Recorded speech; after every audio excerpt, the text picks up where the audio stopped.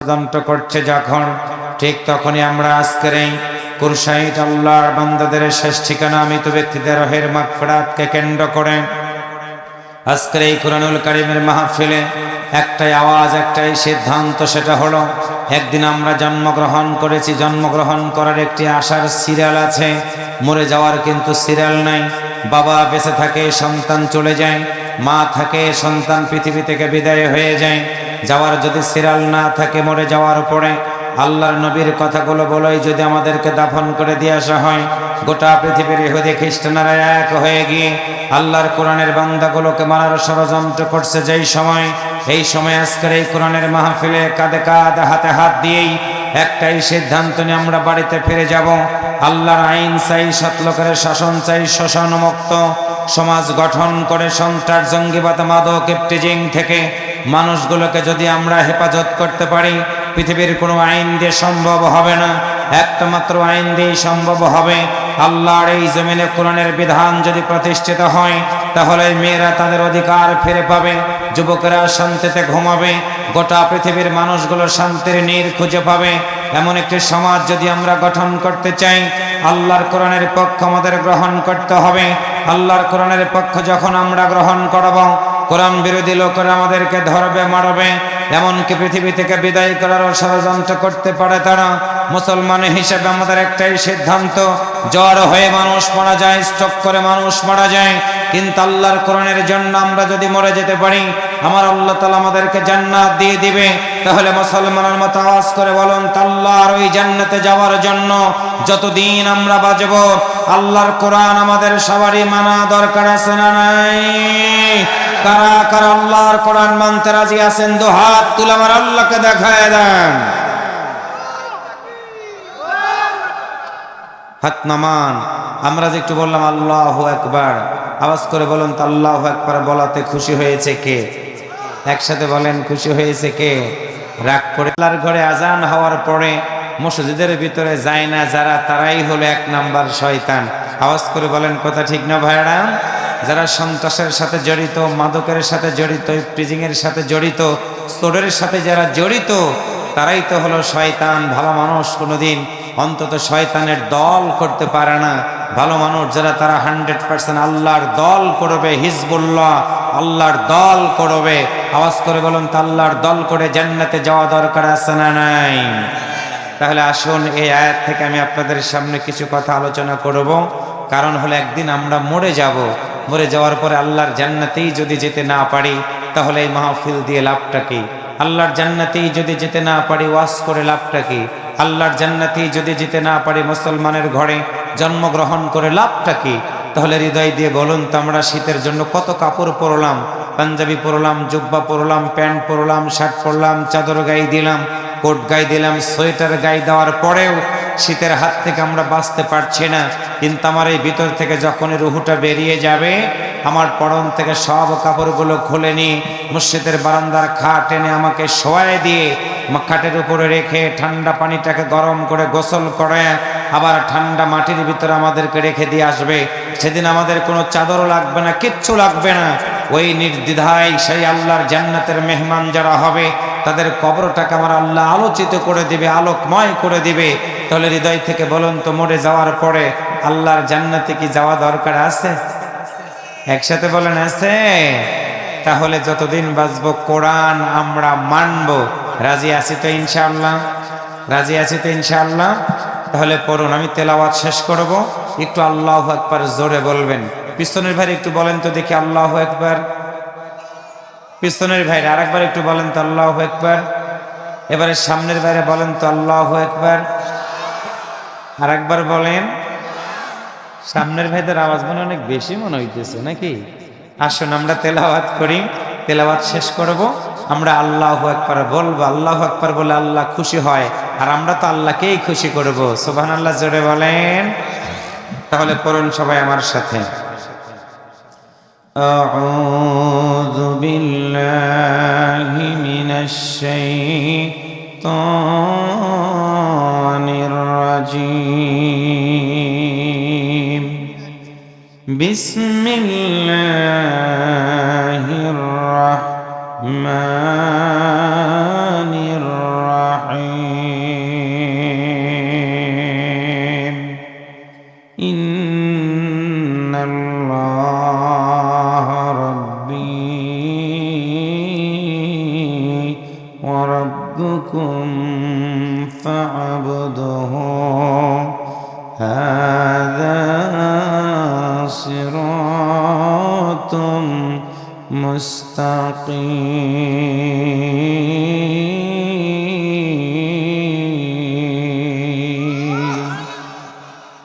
সম্মানিত কুরশাইরবাসী, বিশ্বনবী সাল্লাল্লাহু আলাইহি ওয়াসাল্লামের মাদানী জিন্দেগিতে সূরাটি নাজিল হয়।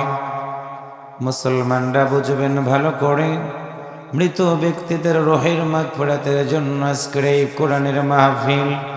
এইখানে যারা বসে আছেন জানি না কার মা অন্ধকার কবরের ভিতরে ঘুমায়, কার বাবা ঘুমায়, কার দাদা ঘুমায়, দাদি ঘুমায়, নানা ঘুমায়, নানি ঘুমায়। এমন একদিন আসবে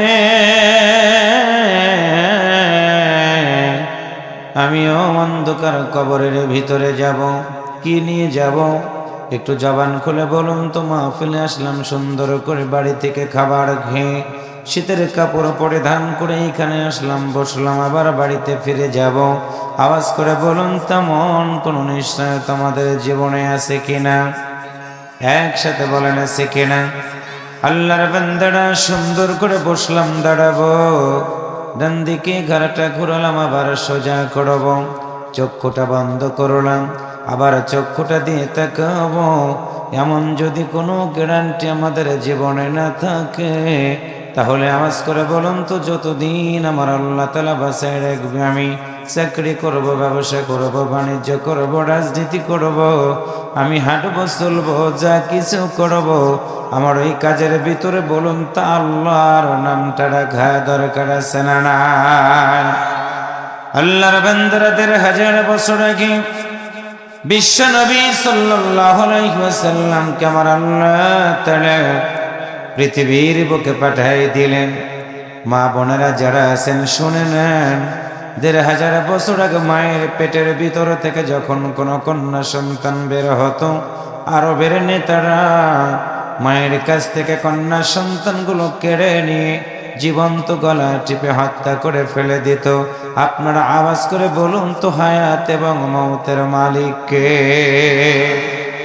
আল্লাহর বান্দারা মায়ের পেটের ভিতর থেকে যখন কন্যা সন্তানগুলো বের হলো, সন্তানগুলোকে হত্যা করা শুরু করে দিল যখন, আল্লাহর বান্দারা আমার আল্লাহ কুদরতি পার্লামেন্টের সিদ্ধান্ত নিয়ে আমিনার গর্ভের মাধ্যম দিয়ে আমার আল্লাহ তাআলা বিশ্ব নবীকে পৃথিবীর বুকে পাঠিয়ে দিয়ে দিলেন।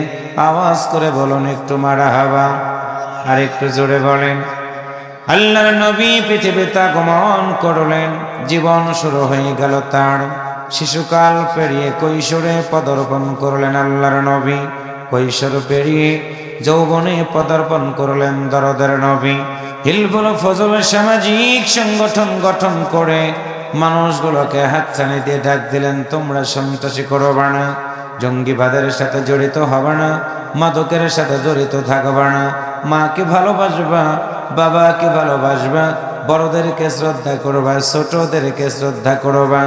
আল্লাহর নবী ডাক দিলেন, আরবের লোকেরা কিন্তু আল্লাহর নবীর সব কথাগুলো শুনলো কিন্তু মানল না।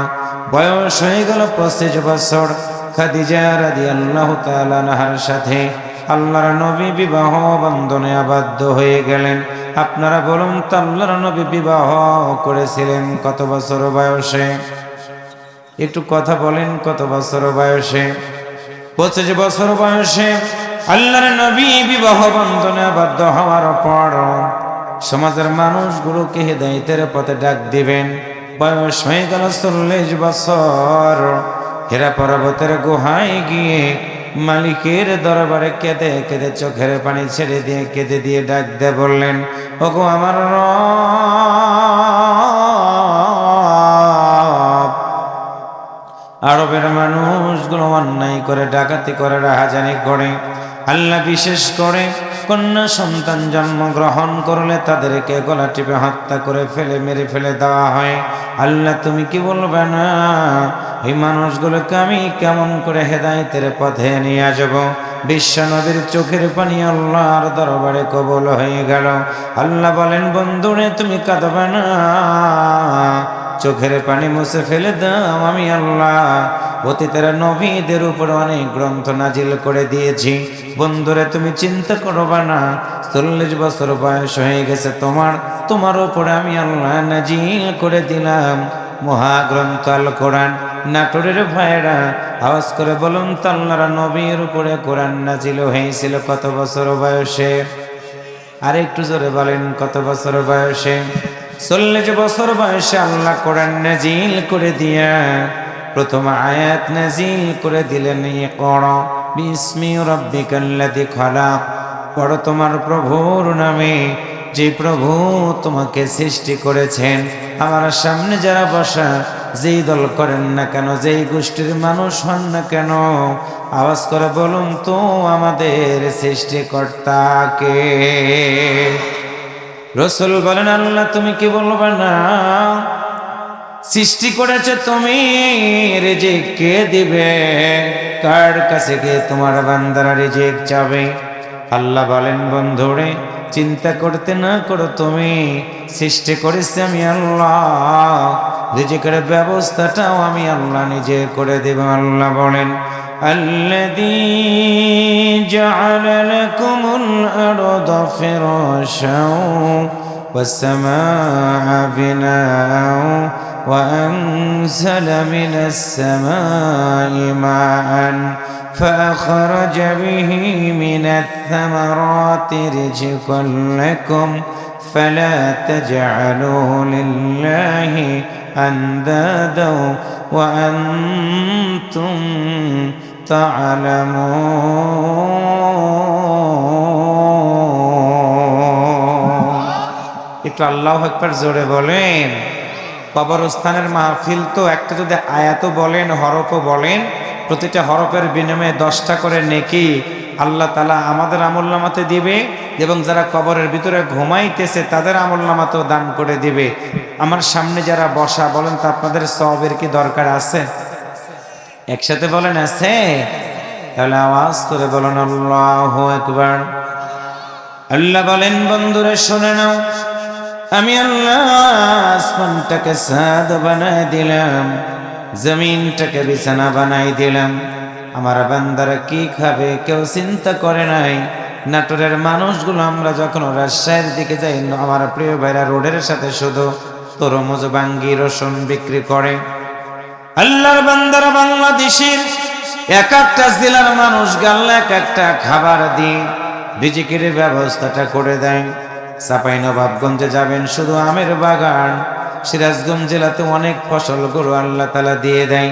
এক একটা জেলাতে এক একটা ফসল দিয়ে আমার আল্লাহ রিজিকের ব্যবস্থা করে দেয়। যিনি অন্তর থেকে বলুন তো, যতদিন বাঁচবো ওই আল্লাহর প্রশংসা কি আদায় করা দরকার আছে না নাই? রাসূল বলেন, আল্লাহ তুমি কি বলবা না তোমার বান্দারা শুধু খাবে আর ঘুমাবে? আল্লাহ বললেন, বন্ধুরে না না, আমি আল্লাহ সৃষ্টি করেছি মানুষগুলোকে, রিজিকের ব্যবস্থাটা আমি আল্লাহ করে দেব। দুনিয়াতে যাওয়ার পরে তারা শুধু খাবে আর ঘুমাবে না, আমি আল্লাহ দায়িত্ব তাদের উপরে দিয়ে দিলাম। আল্লাহ বলেন, ওয়ামা খালাকাতুল জিন্না ওয়াল ইনসা ইল্লা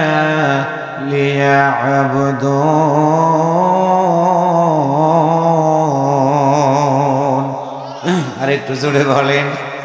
আল্লাহ বলেন, বন্ধুরে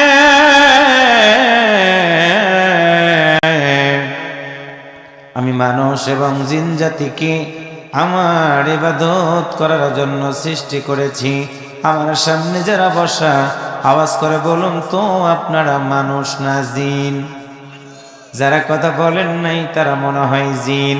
আরেকবার বলুন তো, আপনারা মানুষ না জিন? মানুষ কাকে বলা হয় আমার আল্লাহ সেটাও বলে দিলেন, কুনতুম খায়রা উম্মাতিন উখরিজাত লিন-নাস তা'মুরুনা বিল মা'রুফ وتنهون عن المنكر وتؤمنون بالله আল্লাহ বলেন বন্ধুরে বলে দাও মানুষের মধ্য থেকে উত্তম মানুষ হবে তারা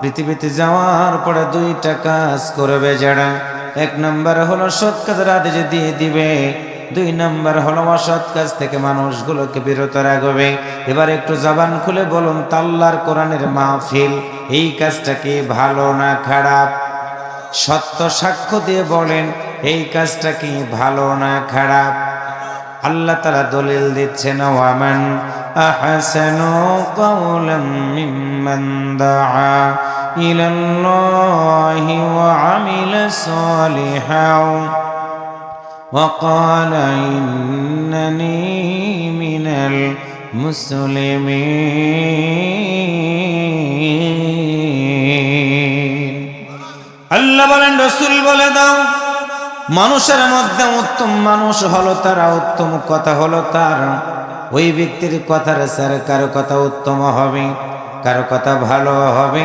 কারো কথা সুন্দর হবে যেই ব্যক্তি মানুষদেরকে আল্লাহর পথে আহ্বান করে আল্লাহর বান্দারা শুধু মানুষগুলোকে আল্লাহর পথে আহ্বানই করে না ও আমিলা সালিহান এবং ভালো কাজ করে তারা শুধু ভালো কাজই করে না ওয়াকালা ইন্নানী মিনাল মুসলিমিন এবং ঘোষণা করে বলে আমি একজন মুসলমান কবরস্থানের মাহফিল আমার সামনে যারা বসা এবার একটু জবান খুলে বলুন তো আপনারা হিন্দু খ্রিস্টান না মুসলমান একসাথে বলেন কি মুসলমান কাকে বলা হয় আমার আল্লাহ সেটাও বলে দিলেন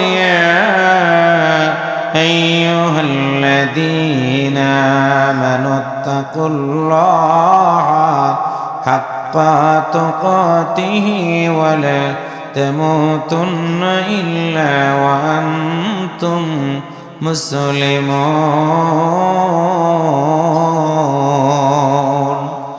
আল্লাহ বলেন মুসলমান হলো তারা যাদের দিলের ভিতরে এক নাম্বার ভয় থাকবে আল্লাহর আমার সামনে যারা বসা একটু জবান খুলে বলুন তো আমাদের দিলের ভিতরে ভয় আছে কার একসাথে বলেন কার আল্লাহর ভয় আমাদের দিলের ভিতরে থাকার কারণে আমরা অনেক রাত হয়ে গেছে 1টা বেজে গেল মাহফিল থেকে উঠলাম না দাঁড়ালাম না আমরা দোকানে থাকলাম না বাড়িতে ঘুমালাম না কারণ হলো মরে যাওয়ার পর আল্লাহর জান্নাতে আমাদের যাওয়ার জন্য আজকের এই কষ্টগুলো আমরা করতেছি রে ভাই আল্লাহ বলেন রাসূল বলে দাও জান্নাতে তারাই যাবে যারা এক নাম্বার ঈমানদার হয়ে যাবে ঈমানদার যারা হবে তাদের দিলের ভিতরে ভয় থাকবে আমি আল্লাহর আর আল্লাহর ভয় যাদের দিলের ভিতরে থাকবে রে তারা কোনোদিন চুরি করতে পারবে না ডাকাতি করতে পারবে না রাহাজানি করতে পারবে না অন্যায় তারা করতে পারবে না কারণ আল্লাহ তাআলা একটা কথা বলেছেন ওয়ালা তামুতুন্না ইল্লা ওয়া আনতুম মুসলিমুন মুসলমান না হয়ে তোমরা মৃত্যুবরণ করো না মুসলমান হতে পারবে তখন আল্লাহর কোরআনের মাহফিলে বসে আল্লাহর কোরআনের বিধান মানার জন্য সিদ্ধান্ত নেবে যখন আমার সামনে যারা বসা জবান খুলে বলুন তো যতদিন আল্লাহ বাঁচায় রাখবে আল্লাহর কোরআনের পক্ষে আমাদের থাকা দরকার আছে না নাই কারা কারা কোরআনের পক্ষে থাকতে রাজি আছেন আর একবার একটু দু হাত তুলে আমার আল্লাহকে দেখায় দেন আল্লাহু আকবার জোরে বলেন আর একটু জোরে বলেন হাত নামান আল্লাহর বান্দারা ঈমানদার যারা তাদের দিলের ভিতরে ভয় থাকবে আল্লাহ রাসূল বলেন আল্লাহ তুমি কি বলবে না তোমার ভয়টা দিলের ভিতরে রাখার পর ঈমানদাররা মসজিদের দিকে মানুষগুলোকে ডাক দিবে আল্লাহর আইনের দিকে ডাক দিবে সৎ লোকের শাসনের দিকে ডাক দিবে যখন কোরআন বিরোধী লোকেরা ঈমানদার বান্দা বান্দীদেরকে ধরবে তখন মারবে তখন কষ্ট দিবে তখন আল্লাহ তুমি কি বলবে না ঈমানদাররা বিপদের মধ্যে পড়ে গেলে কার কাছে সাহায্য চাইবে আল্লাহ সেটাও বলে দিলেন ইয়া আইয়ুহাল্লাযীনা আমানুস ইস্তাঈনু বিস-সাবরি ওয়াস-সালাত ইন্নাল্লাহা মা'আস-সাবিরিন।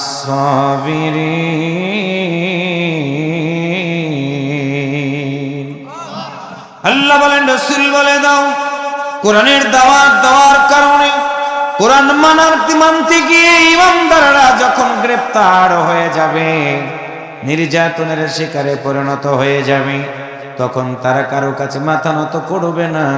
এক নম্বরে তারা ধৈর্য ধারণ করবে, দুই নম্বর হলো তারা নামাজের মাধ্যমে আমি আল্লাহর কাছে সাহায্য প্রার্থনা করবে।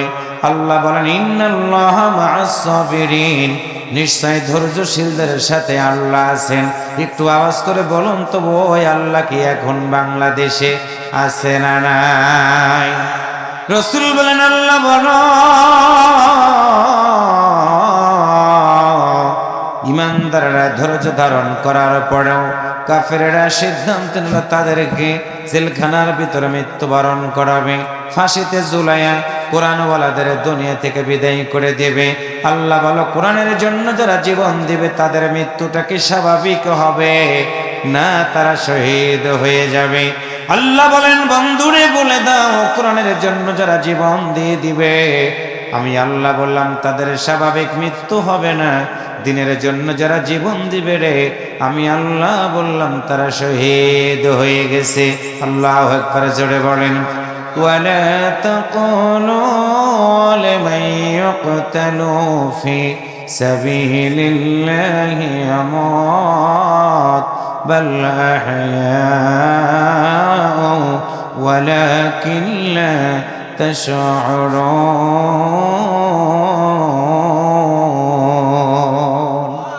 আপনাদের কি কষ্ট হচ্ছে? আমি যতটুকু কথা বলছি কোরআন টু কোরআন, কারণ হলো আজকে দুনিয়ার মানুষ নিষ্ঠুর, দুনিয়ার মানুষ নিষ্ঠুর, আপনার ভালো চাবে না, কিন্তু কবরের ব্যক্তিরা আপনাদের দিকে তাকায় আছে। মাহফিলে বসে আছো, একটু সুবহানাল্লাহ বলো, একটু আল্লাহু আকবার বলো, একটু মাশাআল্লাহ বলো, একটু কোরআন তেলাওয়াত করে একটা হরফের সওয়াব আল্লাহ আমার আমলনামাতে দান করে দেওয়ার কারণে কবরে আযাবগুলো আল্লাহ তাআলা এখন পর্যন্ত মাফ করে দিয়েছে। সুবহানাল্লাহ, জোরে বলেন। কবরস্থানের নাম দিয়েছেন জান্নাতুল বাকি।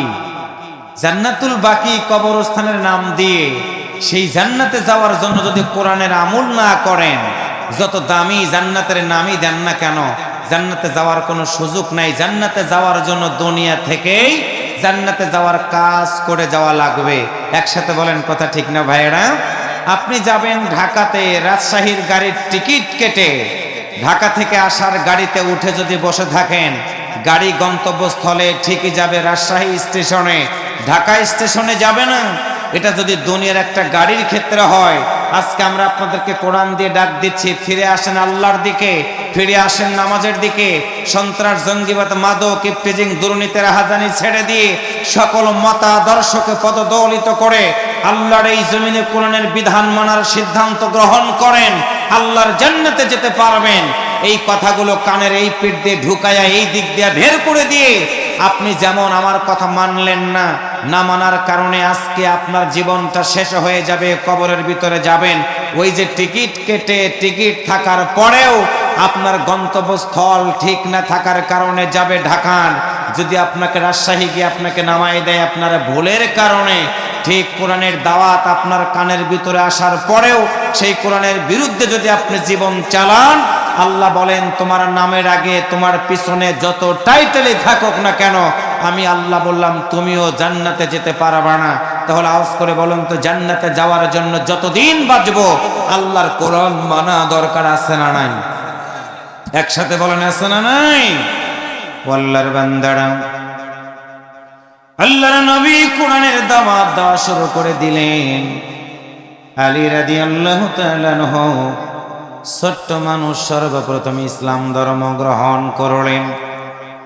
আল্লাহর নবীর সাথে বিবাহ বন্ধনে আবদ্ধ হয়ে গেল খাদিজা রাদিয়াল্লাহু তাআলা আনহা। সুখের সময় নবীর সাথে বিবাহ হয়ে গেল। কালেমা পড়ে মুসলমান হওয়ার পর আল্লাহর বান্দারা বুঝবেন খাদিজা রাদিয়াল্লাহু তাআলা আনহা অর্থ সম্পদ যা ছিল সব আল্লাহর জন্য তিনি দান করে ফকিরের মতো হয়ে গেলেন। আল্লাহর বান্দারা বুঝবেন হৃদয় দিয়ে, আমি রাকিবুল জান্নাতি যাব, কোনো গ্যারান্টি নাই, গ্যারান্টি নাই। আল্লাহ যদি আমার প্রতি দয়া না করে আপনারাও জান্নাতে যাবেন, কোনো গ্যারান্টি নাই। আল্লাহ তাআলা যদি দয়া না করে, কিন্তু আল্লাহর নবী জান্নাতি, সাহাবীরা জান্নাতি, আল্লাহর নবীর বিবেগণ জান্নাতের মধ্যে কোনো সন্দেহ নাই। আমার মা বোনেরা, যুবকেরা শুনবেন ভালো করে, জান্নাতুল বাকি গোরস্থানের ভিতরে এখানে যারা ঘুমায়, জানি না কার মা নাই, সন্তান এখানে বসে আছেন, কার বিবি নাই, স্বামী এখানে বসে আছেন, কার কলেজের টুকরা সন্তান কবরের ভিতরে ঘুমায়, এইখানে বসে আছেন। বুঝবেন ভালো করে, আল্লাহর নবীর প্রাণপ্রিয়তমা বিবি খাদিজা রাদিয়াল্লাহু তাআলা আনহার বয়স হয়ে গেল 60 পার হয়ে গেছে রে ভাই। আল্লাহর নবীর সাথে বিবাহ হওয়ার আগে খাদিজা রাদিয়াল্লাহু তাআলা আনহার আরো 2টা বিবাহ হয়েছিল। 2টা স্বামী পৃথিবী থেকে বিদায় হওয়ার পরে আল্লাহর নবীর সাথে বিবাহ বন্ধনে আবদ্ধ হয়ে গেলেন।